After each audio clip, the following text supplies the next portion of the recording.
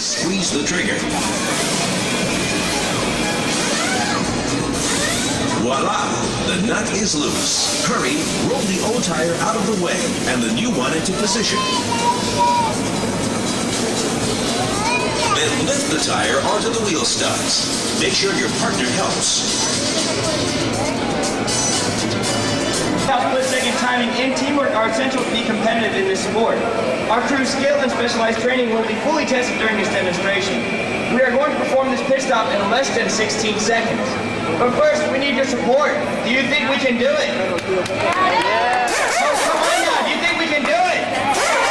All right, count with me in 5, 4, 3, 2, 1, go!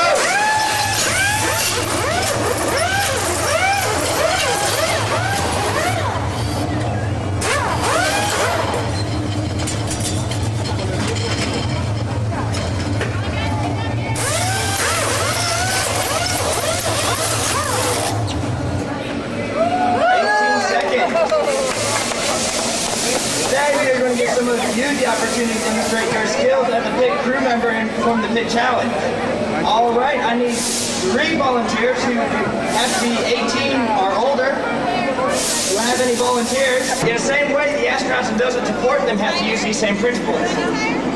If the pit crew takes even 1 or 2 seconds longer at a pit stop, the around them is enormous. The pit crew works hard so that all their people are safe when designing, building, and servicing their car. The space shuttle and the space station move at about 17,000 miles.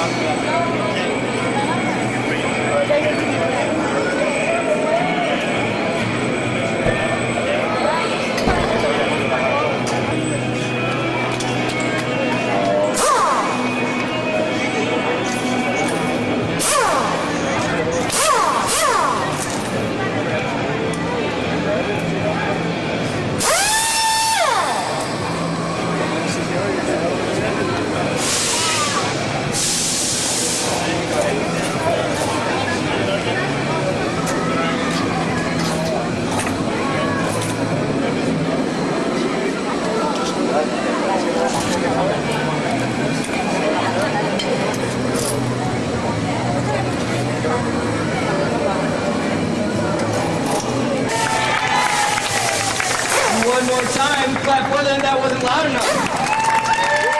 All right, now with me in 5, 4, 3, 2, 1, go.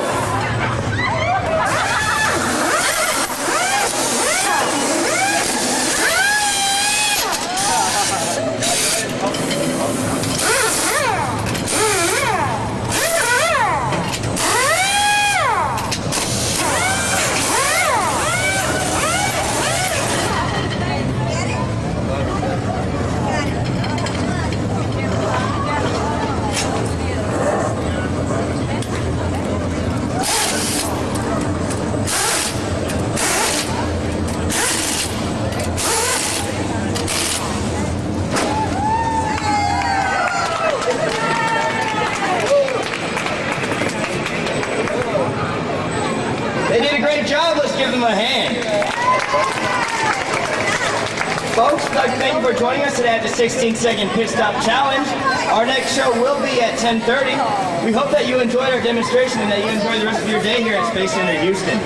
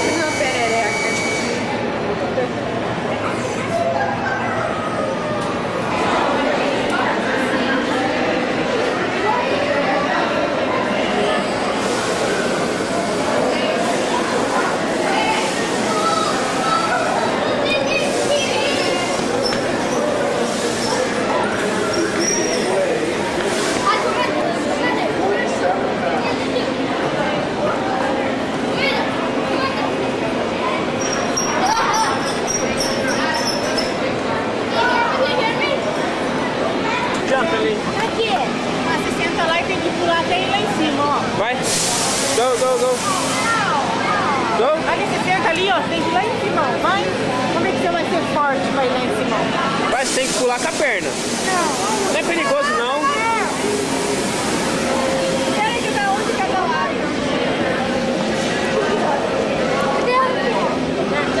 Ela já vem aqui.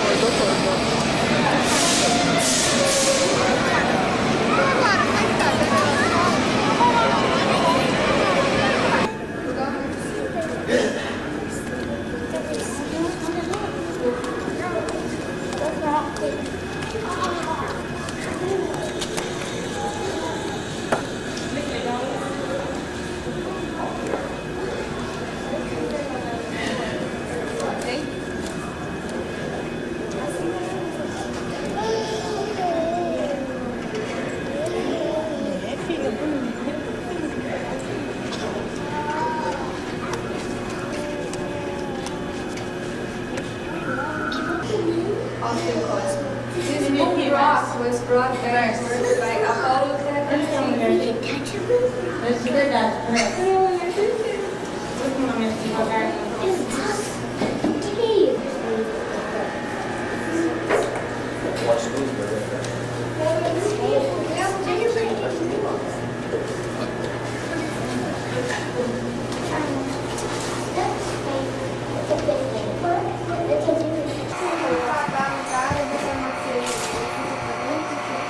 Boleh kotak kanan.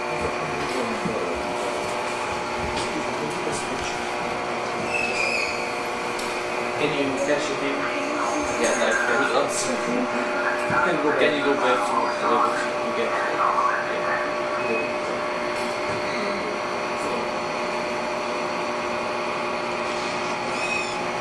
Thank you, thanks.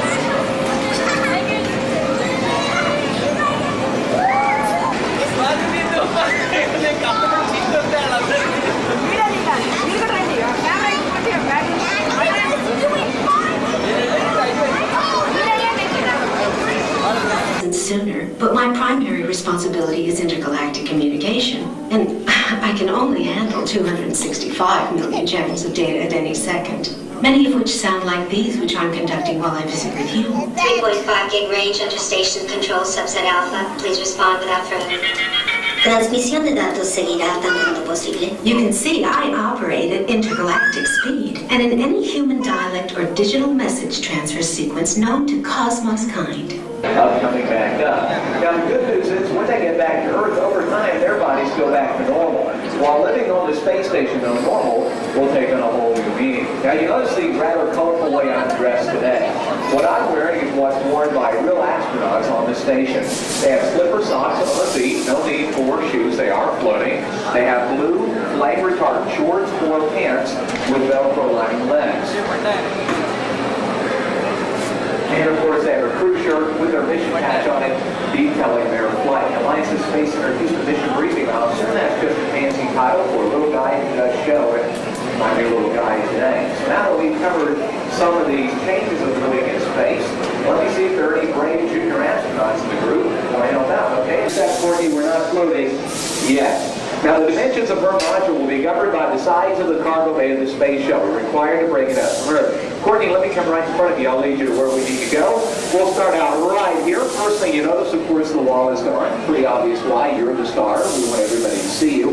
Normally, Courtney, we store equipment units on that wall. Additional units go on our back wall, top wall, and bottom wall as well. Because in space, all four surfaces are right side up. And Courtney simply float just a little bit so we can get a better look. Okay, you can let go now. I'll open your drawer and inside a lot of your clothes here, Courtney. Your socks, shorts, shirts, underwear, things like that. Most importantly, Courtney, you have a net on top. Do me a favor, partner. Hold that real high so they can see it. Thank you. Now, it's very important, ladies and gentlemen, Courtney keeps that net on top of those. Give a good push. Thank you. Courtney, you look tired. Well, ladies and gentlemen, this is called a sleep restraint unit. Let me show you why. Courtney, have any family out here with her? Oh, great. Who's mom out there? Is mom out there? Oh, great. You're going to love this one, Mom, I promise. Okay, let's slide the arms right through there and right through there. Good job. Okay, now, Courtney, in space, we're going to give you a full 8 hours of sleep. Maybe not like that. Sorry, is that a little better? Okay, didn't mean to lose you, Courtney. Let me hook these straps on right here for you, bud. See, we designed your unit to keep you from floating up, bumping into switches or fellow crewmates. So what do you think, Courtney? How does that feel being strapped up to the wall? Not comfortable. Well, you know what? You're being such a good sport. I'm going to get you out in a second. I'm going to strap you in right up there, okay? Yeah, not a chance, Courtney. But if we were in space, one astronaut would go where you are, one would sleep up top, one here, and one right where I'm standing. Doesn't matter where they choose to sleep at, it all feels as would have a seatbelt on it. All right, you know the drill. Slide low in your chair so you get 1 foot here, 1 foot here. You ready? Okay, start exercising, Courtney. Push real hard. Whoop. There you go. Try that again. Okay, push real hard. You can do it. Courtney, while you attempt to exercise, we found your favorite room back home in good old San Angelo. Video moves along visually as she exercises. See, the idea is to get... You're not impressed. Okay, let's see what's behind here for you, Courtney. I'll just kind of slide this out of your way a little bit, tuck it in there. Let me pull this thing out. I'm just kind of curious. Do you have an idea what this is? No. Okay, let me give you a hint. Just to give it away. Now do you know, Courtney? Yes. What is it? A toilet. There you go, Courtney. Not just any toilet. This is your very own space toilet.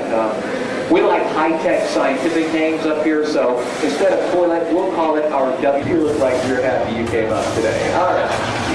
This is the personal hygiene unit where the astronauts come when they need to wash their hands, brush their teeth, maybe fix the hair. The guys need to, they could shave, things like that. Let's keep going, Courtney. Let's check out this next thing. I want you to think real hard for a minute. Tell me, what do you think this is? You would find it in your bathroom. You got it. Step up for a second, Courtney. Give her a quick space shower. Okay, let me hand these to you, Courtney. Pull that with the other hand. There you go. And hold those out a little bit. Let's get a good look. Now, Courtney's holding a mop-up of this sprayer unit of water. Clear thing is a vacuum to dry off with because we know in space, water doesn't flow down a drain like we're used to on Earth. It actually hangs around till we vacuum it all dry. Okay, Courtney, you ready? All right, go ahead and change right side there. Have a wonderful shower. We'll see you in a second. You know the interesting thing about water in space, surface tension becomes a really tough force. Let me check on our little star here. Ready or not, Courtney, here we come. Let's hear it for our singing Space Watch astronaut.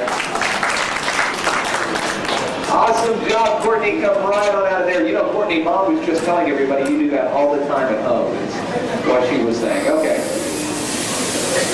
We'll keep going. But you know, sometimes, Courtney, astronauts get sick, and if they do, they stop by these two units right here, which make up a first aid area or health maintenance. All right, place your thumb on the circle for me, please. In a moment, you'll feel 3 very sharp shots. I'm kidding.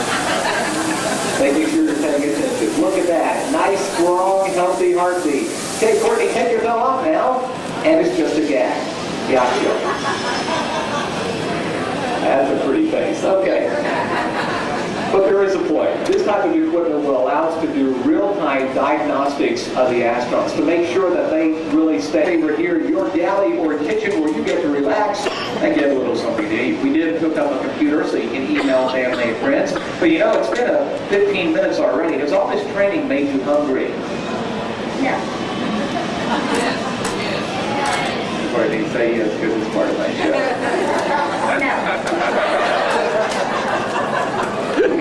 I like my job. Can you help me? Great answer. Yes, it is. Okay, so let's look inside our space refrigerator. You're fired. All right. Inside here, we... not a little Betty. And inside here, we have several packages, each with different colored dots. That'll tell the astronauts whose food is theirs, and of course, it's labeled so we know what we have to eat. Wonder if she'll like some of this. You like some nice steamed broccoli? No. No. That's your favorite word, isn't it? No. Oh, okay. Let's take this right back up here. Good news is, Courtney, you don't have to have it. On the space station, you get to choose your own menu, 3 meals a day for 28 days. So we'll do this, my friend, because you'll live up here anywhere from about 3 to 6 months. Come right over here for me, Courtney. Grab your tray on both sides. There you go. Magnets hold the eating utensils we use the most. A pair of scissors cut open the packages, and spoon to scoop out the food. Let's turn it over. We'll show them what you have on that. Magnets here as well, so we can put her tray right there. Let me take your tray for you, quick, and we'll put her right up there. Now, the astronauts will be floating, so they'll hold on with one hand to keep them floating up, reach up and grab their eggs and sausage with the other. Now, you'll notice Velcro lining the back and sides of the food package. So when you place it in the tray, that keeps the protection of your food off down the line. Courtney, you loaded up everything you want. When you're all set and done, you take your tray back, float it right over here for me, please, and put it on your magnetized counter. Most important step now, add water. It'll rehydrate the food and cause it to cling to water, including our brand new Need for Speed exhibit with the Pit Crew Challenge. If you haven't been over there yet, check it out. It's a lot of fun. And don't forget, beginning today at 1 o'clock, you can see the next Mission Status Center show, a show we geared towards you adults and older kids that will tell you about the shuttle flight going up June 20th. It's hosted by my colleague Jack, and again, it will begin in just 1 minute, or forgive me, at 1 o'clock in about 15 minutes. Right over here, Courtney, one more thing. Most important job. And you can look out there, give them the prettiest smile you have, and take a bow. Let's hear it for Courtney. She did a great job today. And thank you again today at Space Center Houston. So long.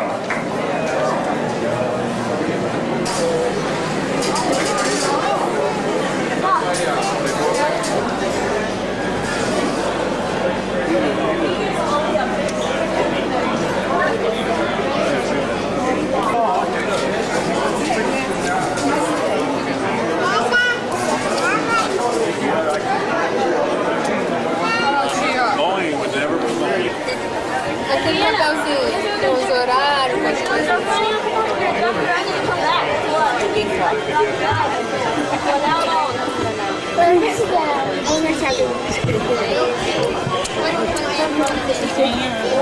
Today, you'll be speaking in acronyms like a pro.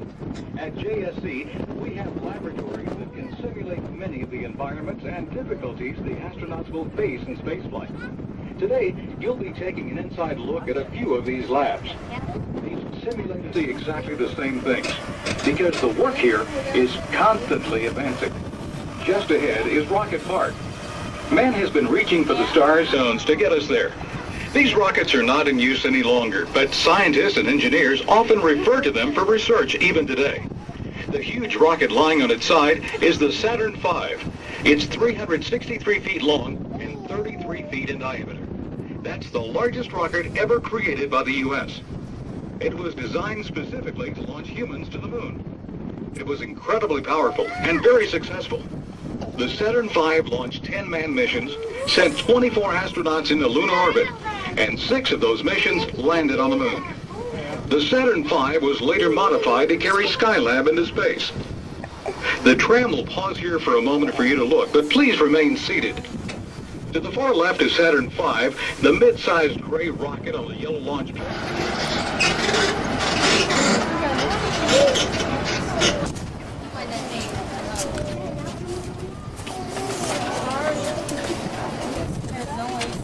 Space Station. Should there be an emergency, this vehicle will bring them home.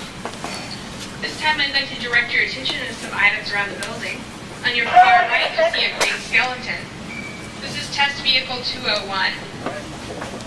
It will... The space test launch. They'll pick up the space shuttle orbiter and drop the test when they come into space. And then it'll have this. I see. Yeah, I got it.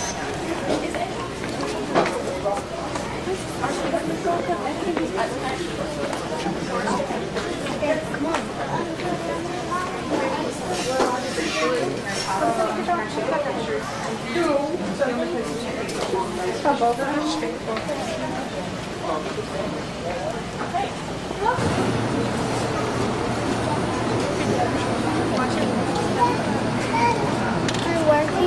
That's ridiculous. You're not supposed to. Well, then you have to use your different parts of the space. My lens is right at this. The astronauts walk around in there with practice.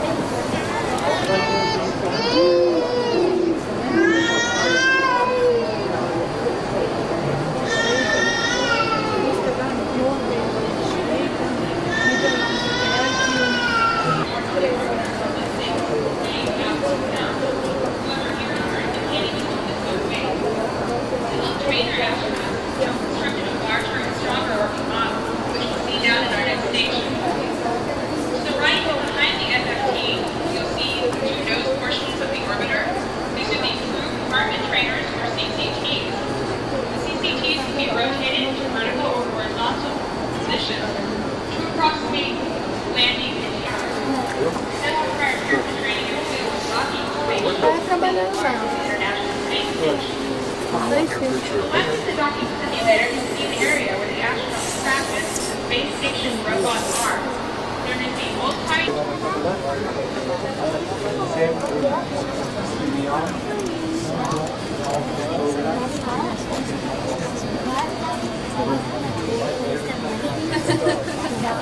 It wasn't a total waste of money, you're actually paying attention.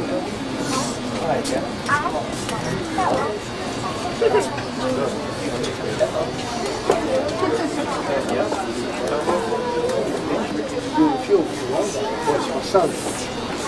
Aquele braço ali, o movimental, o cara vai estar aprendendo como é que movimenta ele para botar.